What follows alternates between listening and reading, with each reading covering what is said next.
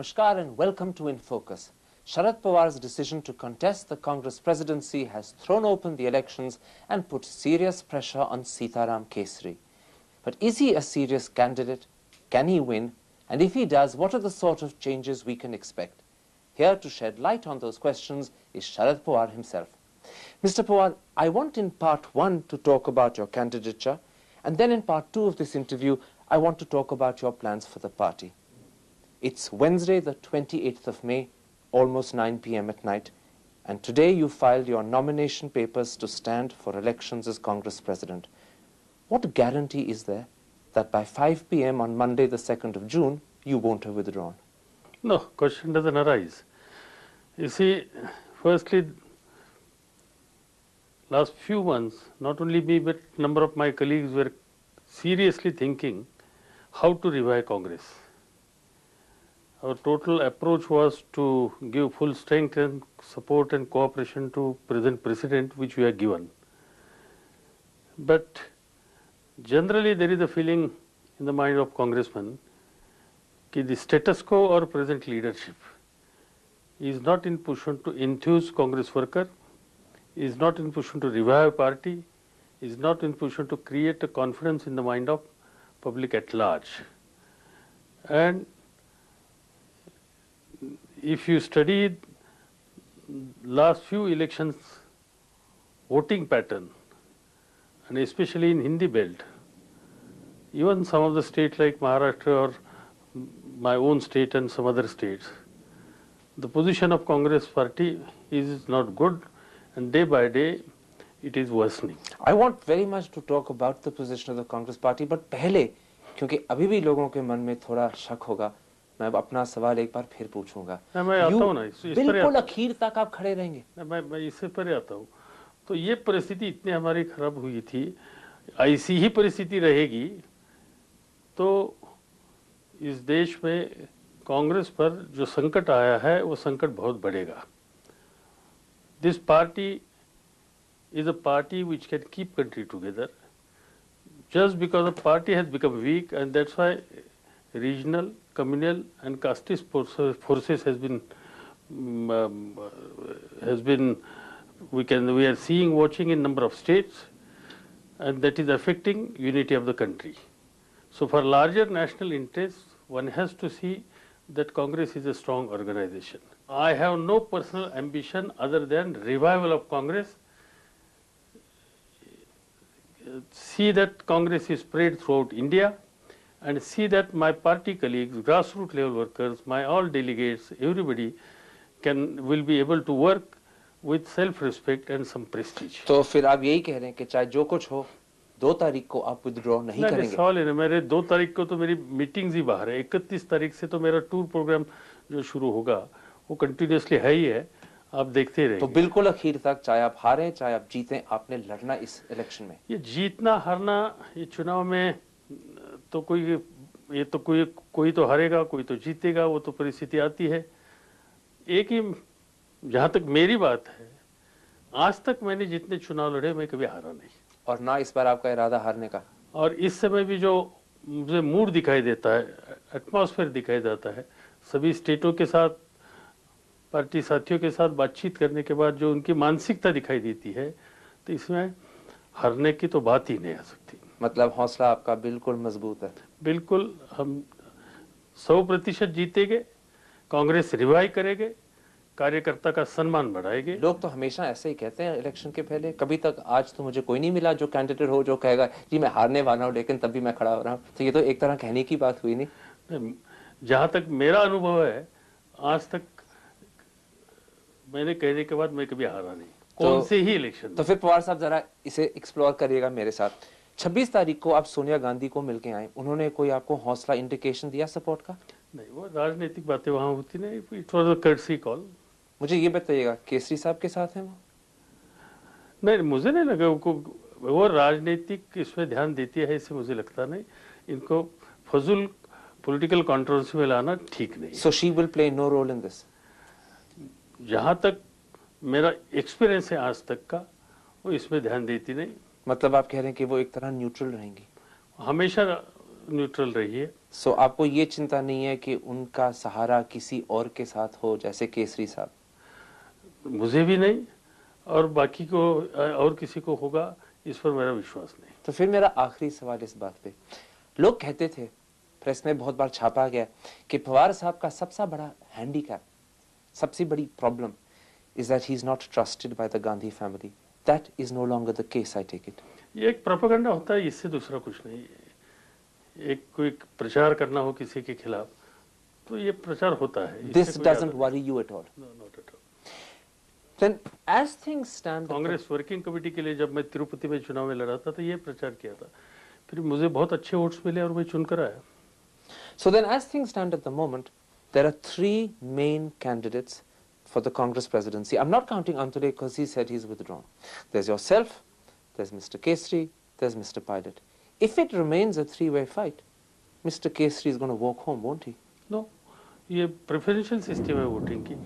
एक तो मुझे साहब विश्वास जरा है जोर कि से बोलिएगा, बादल गरज रहे हैं, मैं चाहता हूँ कि आपकी आवाज ना रह जाए, जोर से बोलिएगा। नहीं, यहाँ तो प्रेफरेंशियल सिस्टम है तो इसमें कोई किसी एक को फायदा होता है ऐसी स्थिति नहीं है। You're saying that चाहे 3 लोग लड़ें या चाहे 2 लोग लड़ें, आउटकम पे कोई इतना असर नहीं आएगा? बिल्कुल कोई असर हो नहीं सकता क्योंकि वहाँ प्रेफरेंशियल सिस्टम है, 1-2 नंबर की वोट देने पड़ते हैं और ये हमारे डेलीगेट्स बड़े जिम्मेदार लोग हैं, उनको एक्सपीरियंस का, इलेक्शन का, चुनाव का एक्सपीरियंस बड़ा अच्छा है और इसलिए वो समझदारी से वोटिंग करेंगे। इस पर मेरा पूरा भरोसा है।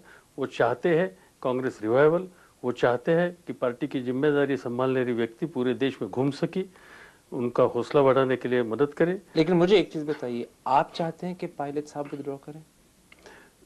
मैं तो उनसे बात करूंगा इसी चीज के बारे में और इसमें रास्ता जरूर निकलने के लिए कोशिश करूंगा। लेकिन आप उनको परसुएड कैसे करेंगे, क्योंकि वो भी कह रहे हैं आपके जैसे कि मैं तो विड्रॉ नहीं कर रहा। ठीक है, बात करेंगे तो कोई रास्ता निकलने के लिए कोशिश करेंगे। आपको उम्मीद है कि वो अंत में विड्रॉ कर जाएंगे?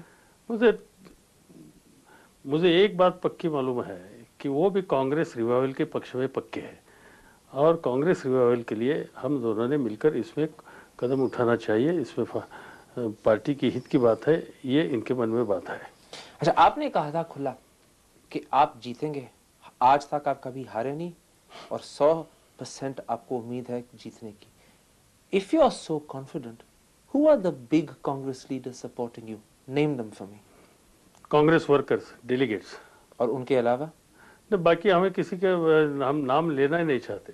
कांग्रेस कांग्रेस पार्टी की कॉन्स्टिट्यूशन के मुताबिक कांग्रेस का ऑफिस इतना शक्तिशाली होता है तो इसलिए मेरी खुद की एक भावना ये है कि उन्होंने डायरेक्टली यहाँ आकर काम करने की कोई जरूरत नहीं। आप कह रहे हैं कि आप डेलीगेट्स के पे उम्मीद रख रहे हैं, लीडरों पे नहीं? नहीं, लीडर डेलीगेट्स को भी बताएंगे मगर उन्होंने पब्लिकली बताने की जरूरत नहीं। तो 1 मिनट के लिए लीडरों की बात करिएगा मेरे साथ।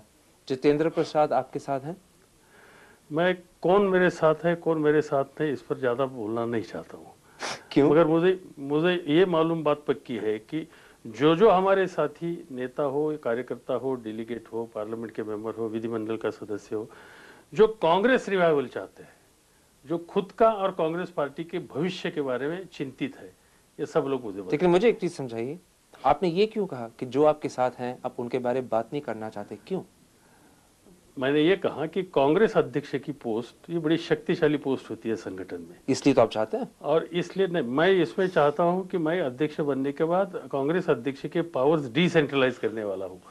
इंदिरा गांधी जैसी, राजीव गांधी हाथ में लेके आप फिर बांटने वाले हैं किसी और को। इंदिरा गांधी, राजीव गांधी जैसे टावरिंग पर्सनैलिटी आज देश में कांग्रेस में नहीं, यहाँ कलेक्टिव लीडरशिप का एरा पैदा शुरू हुआ है और यहाँ हमने कलेक्टिव लीडरशिप दिखाकर कांग्रेस को रिवाइव करना चाहिए और इसलिए सब कांग्रेस प्रेसिडेंट के हाथ में अधिकार रखना ये कांग्रेस के लिए ठीक नहीं होगा।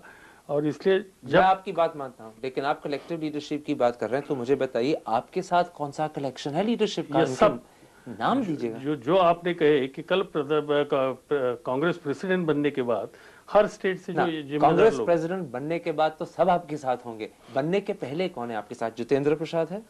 मुझे बनने के बाद कांग्रेस को रिवाइव करने में उनका योगदान चाहिए। बनने से पहले मुझे विश्वास है कि जो कांग्रेस का भविष्य की बात सोचता है और खुद की भी राजनीतिक भविष्य का बात सोचता है, उनको कांग्रेस रिवाइवल का काम करने वाली व्यक्ति कांग्रेस के प्रधान होनी चाहिए, ये इनकी भावना है। मुझे ये बताइएगा नरसिम्हा राव साहब आपके साथ हैं? भाई कांग्रेस रिवाइवल के लिए जो जो मदद करेंगे इनका सबका मैं सहाय नरसिम्हा राव साहब की बात कर रहा हूँ, उनका मैंने अभी तक- आशीर्वाद आपके साथ है? मैंने उनसे अभी तक बात नहीं की, मगर कांग्रेस करनी है आपने बात उनके साथ? मैं उम्मीदवार हूँ, तो जितने वोटर्स है उनको सबसे बातचीत करने के लिए कोशिश आपको करेंगे। उम्मीद है कि वो आपको आशीर्वाद देंगे अपना? नरसिंह राव जी भी वोटर है, और नरसिंह राव जी या बाकी दूसरे वोटर आज ये चाहते हैं कि कांग्रेस रिवाइव होनी चाहिए। लेकिन देखिए जी, और आप इसलिए इतने हौसले के साथ मुझे बता रहे थे कि आप 100% जीतेंगे, और जब मैं आपको पूछता हूँ कि कौन है आपके साथ, तो आप किसी का नाम नहीं ले रहे। क्योंकि ये सब कार्ड बाहर खोलनी नहीं चाहिए जब तक वोटिंग नहीं होता। क्योंकि आपको और डर है इसलिए कि अगर आपने खोल दिया अपना हाथ तो और लोग देख लेंगे। मैंने जो शुरू में कहा कि आज तक मैं कभी चुनाव में हारा नहीं, क्योंकि इस चुनाव की स्ट्रेटेजी ठीक तरह से समझदारी से संभाल के मैं करता हूँ। मेरा आखिरी सवाल इस हिस्से के लिए, अगर आप कांग्रेस अध्यक्ष बन जाएं, will you also then seek to be leader of the parliamentary party? इसके कोई जरूरत नहीं। मैंने ये कहा कि मुझे बाकी दूसरी कुछ एम्बिशन नहीं, मुझे एम्बिशन है रिवाइवल ऑफ कांग्रेस। जी, but will one man, one post, which you believed in, be enforced upon yourself? मैंने जब यहाँ कहा कि कांग्रेस अध्यक्ष के अधिकार में डिसेंट्रलाइज करने के लिए तैयार हूँ, तो नई और कोई जिम्मेदारी लेने की बात मेरे सामने आ ही नहीं सकती। तो केसरी साहब को आप रहने देंगे सीपीपी के पद पे? वो संसदीय पार्टी तय करेगी, मैं कौन तय करने वाला हूँ। तो ये बात तो आज तो हमारे सामने नहीं, जब आएगी तब मैं इस बारे में मेरी विचारधारा क्या है बताऊंगा। लेकिन जो आपके हाथ में इतने जबरदस्त पावर आने वाले हैं, अगर आप अध्यक्ष बन गए, आप उसको इस्तेमाल करेंगे केसरी साहब को एक तरफ हटाने के लिए, जैसे केसरी साहब ने किया था राव साहब के साथ, और will you be genuinely neutral? मेरा इसमें एफर्ट ये रहेगा कि ये अधिकार अधिक लोगों के हाथ में जाना चाहिए। जी आगे बोलिए। जब आप अधिक कहते हैं, डू यू मीन केसरी साहब और डू यू मीन कोई और? ये संसदीय पार्टी की जहां तक लीडरशिप का सवाल है, वो थोड़ा मैं तय करूंगा, वहां की पार्टी ने तय करना चाहिए। आज वहां चुनाव होकर आए हैं केसरी जी, वो आने के बाद परिवर्तन वहां इमीडिएट लाना चाहिए, ऐसी कोई परिस्थिति नहीं, जब आएगी तब देखेंगे। पवार साहब, we'll have to end this part there. I want to carry on in part 2 and talk to you about your plans for the party, but first we have to take a commercial break. Don't go away, we'll be back in just a couple of minutes to continue talking to Sharad Pawar.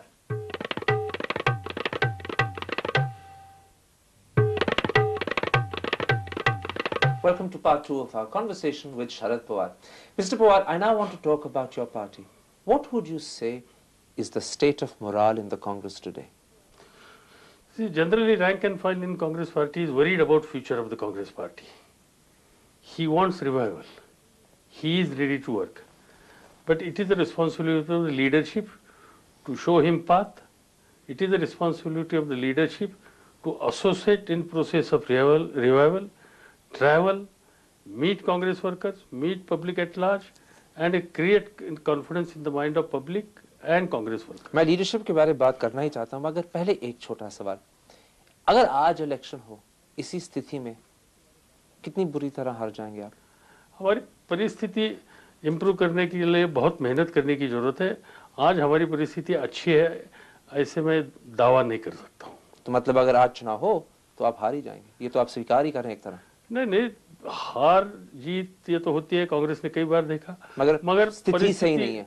हमें परिस्थिति improve करनी है, तो मुझे improve करने के लिए समय की जरूरत है। आज इम्प्रूव करने की परिस्थिति में आज के आज हम नहीं है। तो आप इस नौबत पे कैसे पहुंचे? How much of this poor morale and poor standing is because of Mr. Kesri's leadership?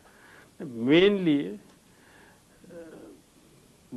Movements ने, एक्टिविटीज ने। अभी ये देखिए, कोई एक इम्पोर्टेंट पॉलिटिकल पार्टी के नेता इस समर में घूम रहे देश में, कोई यात्रा के नाम पर, बुजुर्ग है, लोगों का रिस्पांस कितना मिलता है ना मिलता है इस पर कोई डिफरेंस ऑफ व्यू हो सकता है, मगर कम से कम पार्टी का वर्कर एक्टिवाइज होता है, गैल्वेनाइज होता है। मतलब आपकी पार्टी में कोई गैल्वेनाइजिंग नहीं हो रही? इसलिए कंटिन्यूस ऐसे प्रोग्राम हमेशा कांग्रेस में लेने की जरूरत है, लोगों में रहने की जरूरत है, कार्यकर्ता के साथ रहने की जरूरत है। जब तक लीडरशिप इसमें जान नहीं देगी तब तक ये होगा नहीं, और इसलिए हम ये करना चाहते हैं। तो आप यही कह रहे हैं कि इस समय की जो लीडरशिप है, इट हैज फेल्ड? ऐसे नहीं, उनकी तबीयत का सवाल आता है कि भाई इन्होंने भी कुछ काम किया है, स्वतंत्रता आंदोलन में काम किया, कई सालों से कांग्रेस का काम किया। पवार साहब, जब आप तबीयत की बात कह रहे हैं तो आप बहाने बना रहे हैं, लेकिन बात तो मेरी स्वीकार करें, आपके प्रोविजनल प्रेसिडेंट लीडरशिप नहीं दे पाए जैसे देनी थी। ना, ऐसे नहीं, इस पर उन्होंने एक बात की थी कि जब उनकी चुनाव हुआ था तब वो पहले ही भाषण में उन्होंने कहा था कि मैं यहाँ ज़्यादा दिन रहना नहीं चाहता हूँ, मैं नए पीढ़ी के हाथ में ये नेतृत्व सौंप कर दूर जाना चाहता हूँ। और आप उनकी बात मान गए और नई पीढ़ी बनने के लिए तैयार हो गए। और इसलिए हम समझते थे कि उस लाइन पर वो जाएंगे। आज दुनिया में हम देखते हैं कि यंगर जनरेशन आ गई। ब्रिटेन में देखिए 43 इयर्स का प्रधानमंत्री बन गया, सेकंड टर्म जहां मिली है। अमेरिका में वो भी 50 साल के हैं। यानी गवर्नमेंट पर लोग आ गए। यहाँ तो पार्टी का सवाल है। आप इतने दूर क्यों देख रहे हैं? नवाज शरीफ साहब भी 48 के हैं, बेनजीर भुट्टो 44 की थी। वो नजदीक भी वो दिखाई देते हैं। और इसलिए ये परिस्थिति देखते तो साथ साथ ये बताइए साहब, आपकी उम्र कितनी है? No, I'm 56. But you're in the same age group. That's You're why. not 78. No, I'm not 78. I'm not above 80. Question is not that. इसलिए आज ये जरूरत है कि एक जनरेशन की गैप पड़ रही है। आप ये कह रहे हैं ना कि हमारी जो कांग्रेस पार्टी के टोनी ब्लेयर आप ही बनेंगे? नहीं, टोनी ब्लेयर का सवाल नहीं। हम ये सोचते हैं कि स्वतंत्रता आंदोलन में सहभागी होने वाली पीढ़ी ने एक बहुत अच्छा काम किया, योगदान किया, जिसमें केसरी जी है। स्वतंत्रता के बाद जो पैदा हुई जो पीढ़ी है, उनकी आबादी आज बहुत हुई है। लेकिन ये कमाल की बात है, और आप उनके उनको खिलाफ साथ लेना चाहिए। लेकिन ये कमाल की बात है, आप केसरी जी के खिलाफ खड़े हो रहे हैं, लेकिन उनके खिलाफ कुछ बोलना नहीं चाहते। ये मैं समझ नहीं पा रहा। अगर उनकी लीडरशिप इतनी कामयाब रही है तो फिर आप उनके खिलाफ क्यों खड़े हो रहे हैं? सवाल ये है कि मैंने जैसे कहा कि आज मेहनत करने की ज्यादा जरूरत है, घूमने की ज्यादा जरूरत है, हौसला बढ़ाने की ज्यादा जरूरत है, कार्यकर्ता की इज्जत बढ़ाने की जरूरत है। और ये करने के लिए जो ज्यादा घूम सकेगा ऐसी व्यक्ति की आज हमें जरूरत लगती है। संघर्ष का कार्य आज दिन है। पार्टी संघर्ष से बन सकती है, वो बनाने का काम आज करना चाहिए। और इसलिए हमें ये लगता है कि बुजुर्गों ने हम लोगों को मार्गदर्शन करना चाहिए, आशीर्वाद देना चाहिए और काम करने का, संघर्ष करने का मौका हमें और इजाजत हमें देनी चाहिए। तो मुझे ये बताइएगा, अगर आप जीते, what will be the 3 most important problems that will have your priority? My priority number 1, जो revival of Congress organisation and Congress party. Number 2, जो हमेशा हमें मदद करने वाला समाज का सेक्शन हमसे दूर गया है, minorities, schedule caste, schedule tribes, younger generation, उनको पार्टी के साथ लाने के लिए ज्यादा से ज्यादा कोशिश करना। नंबर 3, पूरे देश में इस तरह से पार्टी की परिस्थिति और विश्वासर्हता बढ़ाना कि जिससे कांग्रेस से जो कुछ गलतियां हुई, कांग्रेस साथियों से साथ से कुछ गलतियां हुई, कमियां हुई, ऐसी बात फिर लोगों के सामने कभी नहीं आएगी। इस तरह से कदम उठाना, इस तरह की नीति तैयार। तो मुझे ये समझाइएगा, if reviving the party is the first priority, what are the 3 things you'll do to revive the party? No, for revival, firstly, organization. Where is the organization? In number of places we are seeing that there is no emblem of organization. For revival, you have to build up organization. You have to build up cadre. You have to build up committed cadre. You see, our cadre is there. We have to give them proper directions. We have to help them. हमारे rank and file को ये नहीं लगता कि हम करते हैं मेहनत तो हमारे साथ पार्टी की लीडरशिप मजबूती से रहेगी। आप अपनी बातें सुन रहे हैं? कार्डर आपका बिल्डअप करना है, ऑर्गेनाइजेशन आपका कोलैप्स हो गया है, लीडरशिप पार्टी को देनी है, और ये सब स्वीकार करके you are still saying that mister Kesari is not responsible for the collapse. ये क्या 2-4 साल में जो हुआ है, किसी एक व्यक्ति के ऊपर जिम्मेदारी देकर कोई फायदा नहीं। राव साहब का भी नाम जोड़ दीजिएगा। फिर मैं किसी का नाम ही लेना नहीं चाहता हूँ। मैं इतना चाहता हूँ कि आज ये सब करने की जरूरत। समझिए वेस्ट बंगाल में मेरा पार्टी का सहयोगी आज वहाँ सीपीएम के साथ लड़ाई करता है, वहाँ उनकी पिटाई भी कभी कभी होती है, मगर फिर भी मजबूती से कांग्रेस का तिरंगा झंडा रहकर वो कलकत्ता में, वेस्ट बंगाल में खड़ा है। हमारी जिम्मेदारी है कि वो जब संकट में आता है कि उनके साथ हम भी खड़े रहे। आजकल हमारे पार्टी के नेता लोग कभी हमारे वेस्ट बंगाल के साथियों के साथ मजबूती से रहने के लिए कभी गए नहीं, संघर्ष में गए नहीं। आज इस तरह की परिस्थिति जहाँ भारतीय जनता पार्टी की, कम्युनल फोर्सेस की, रीजनल फोर्सेस के साथ संघर्ष होता है, तब हमारा कार्यकर्ता, हमारा जो डेलीगेट चुनकर आया है, जो मुझे वोट देने वाला है, उसको उसकी कीमत चुकानी पड़ती है। नेता लोग इनके साथ मजबूती से रहते नहीं, ये परिस्थिति फिर पैदा करनी पड़ेगी। मैं समझ गया। Time is against us, so let me ask you quickly. Kesari साहब की एक तो खूबी आपकी पार्टी खुली मानती थी कि उन्होंने गुजराल साहब के साथ रिश्ता बड़ा सही रखा था, जिसका नतीजा था कि यह सरकार काफी मजबूत रही। आप वैसा ही रिश्ता रखेंगे गुजराल साहब के साथ अगर आप जीत गए? ये तो पार्टी की लाइन है। आज देश को स्थिरता की जरूरत है और देश की स्थिरता के लिए गुजराल साहब को पूरी तरह से योगदान देना चाहिए। इस पर बिल्कुल मेरे मन में दो राय नहीं। तो यूएफ को कोई खतरा नहीं? बिल्कुल नहीं, हमारे तरफ से बिल्कुल नहीं। बल्कि मुझे गुजरात जी जिस तरह से सरकार चलाना चाहते हैं, उनकी विचारधारा हम जानते हैं, हम उनके पूरी तरह से मदद करेंगे। और उतने ही उनके नजदीक रहेंगे आप जितने केसरी साहब कोशिश कर रहे थे रहने की?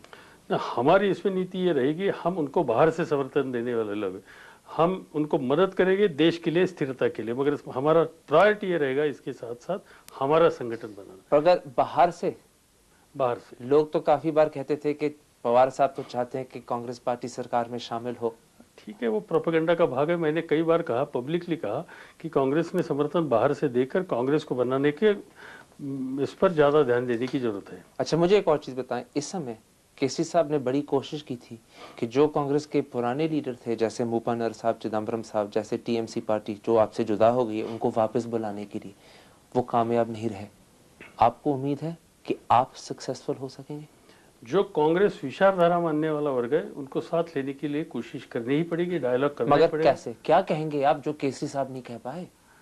डायलॉग करना पड़ेगा ना। मगर क्या डायलॉग जो वो नहीं कह पाए? बातें तो उन्होंने भी की होंगी। मालूम नहीं, ऑफर क्या करेंगे आप?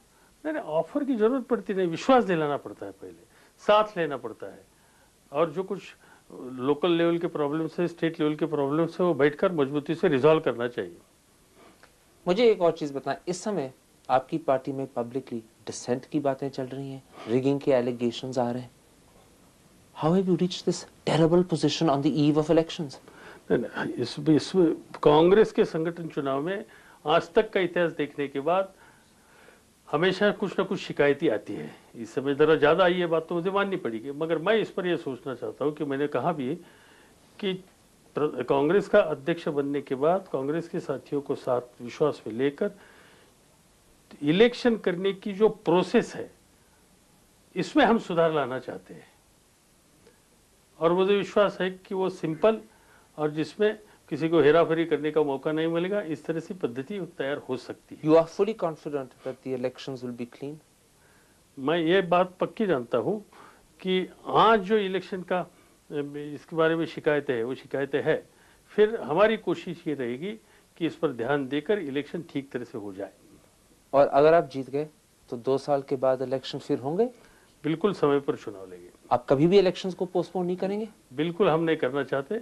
समझो कोई इलेक्शन ही आ गया देश के सामने, नेशनल इलेक्शन, लेकिन सिर्फ टेम्परेरीली। हाँ, ये नहीं करेंगे जैसे राव साहब कर रहे थे कि 4-4, 5-5 साल के लिए पोस्टपोन होते गए इलेक्शन। ये फिर भी उन्होंने भी, राव साहब के जमाने में इलेक्शन हुआ था, ये भी बात माननी पड़ेगी। 5 साल पहले हुए थे। हाँ, 5 साल पहले। हमें इससे पहले 10 साल नहीं हुए था। बिल्कुल, तो वो तो ट्रेडिशन आप तोड़ने वाले ना। तो बिल्कुल हम समय पर लेने के पक्ष में हैं। मेरा आखिरी सवाल, अगर आप जीत गए, how long will it take before you get the party ready not just to fight an election but to win an election? एक तो आपके सवाल में जो अगर है, इसके बारे में मेरा बड़ा ऑब्जेक्शन है। अगर की बात छोड़िए आप, मैं जीतने वाला हूँ, मगर एक बात है कि हमें 2-2.5 साल लगेंगे कांग्रेस रिवाइव करके लोगों के सामने जाने के लिए, मजबूती से 2-2.5 साल लगेंगे। इसका मतलब है कि आप चाहे आप जीते ना जीते, आप नहीं चाहते कि चुनाव 2-2.5 साल के पहले हो? हम चुनाव जल्दी के पक्ष में बिल्कुल नहीं है। भारत जैसा देश हर साल में 2 साल में चुनाव में जाना, ये देश की हित की बात नहीं, यहाँ स्टेबिलिटी चाहिए। और अगर चुनाव में आप गए और अगर आपकी पार्टी जीती, will you want to be prime minister? Yes or no? No, my problem, as I told you, my total desire and target is only revival Congress. But I'm not ready to think about power in government. I have seen enough. But I'm not worried about But if you win the elections in 2 years' time, you will have revived Congress. Then will you want to be prime minister? My job is to revival Congress. First priority number 1 this. Let me do that, then I'll think and I'll tell you. Mr. Pawar, on that note, thank you very much for talking to InFocus. That's it for this week. We'll be back next week with another interviewee. But for today, from the residence of Sharad Pawar in New Delhi, goodbye.